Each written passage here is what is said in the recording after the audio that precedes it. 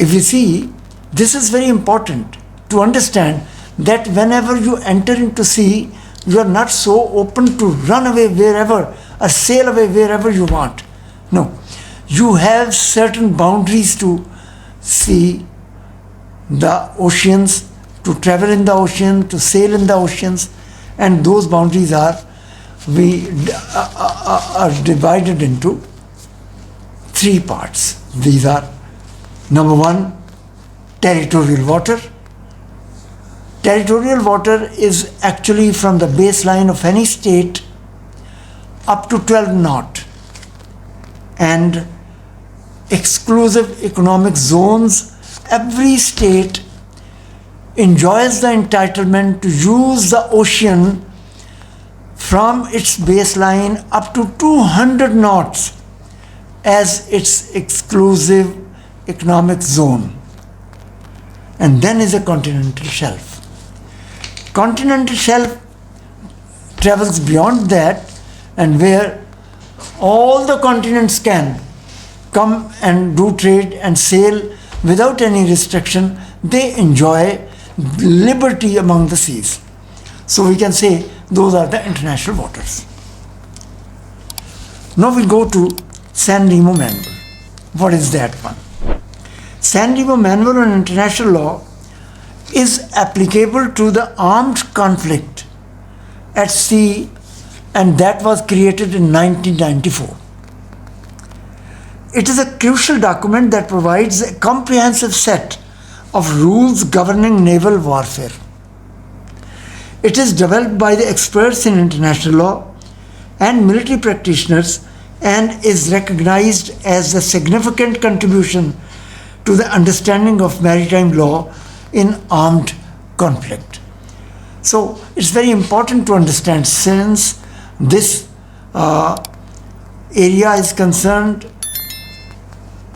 of lawyers, it relates to the people who are using the oceans and sea, maritime activity, civilian maritime activity, and of course the marine and the naval warfare, maritime security agencies and institutions. These all are involved to use the seas and oceans. Therefore, this document of San Remo Manual was created in 1994 by all these stakeholders which I have spoken about.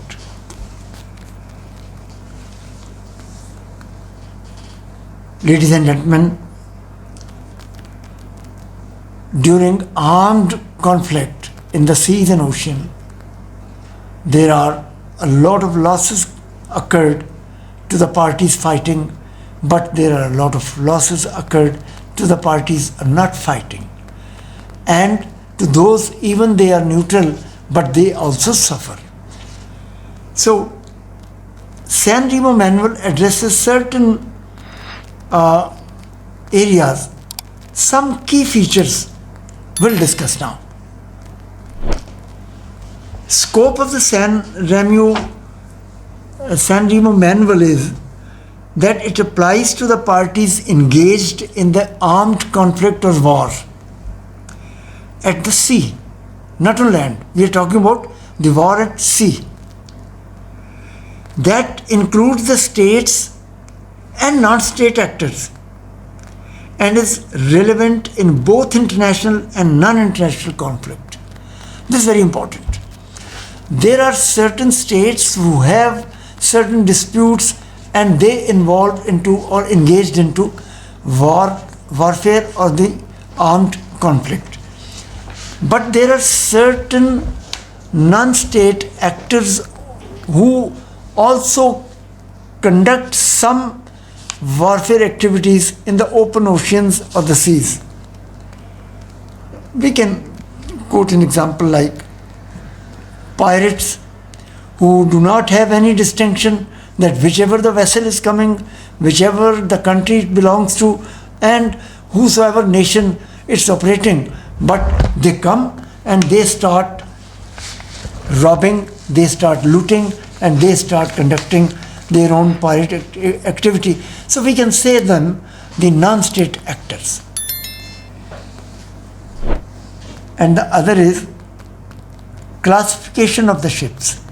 San Remo manual also provides you the classifications of the ships. The manual outlines categories of the ships, including warships, merchant vessels, and fishing vessels, and specifies the rights and responsibilities associated with each category during armed conflict. So now we have learnt about that in the open oceans and seas, there are a number of vessels which are sailing, and among those there are some war ships, some merchant ships, and some fishing ships. Fishing vessels are conducting only economic activity. They are catching the fish and then taking them to shore and selling into the international market or into their own local market. But merchant vessels are always those vessels which belong to some other country, operated by another country, and or being chartered by another country, but they carry the cargoes of different nations and different countries.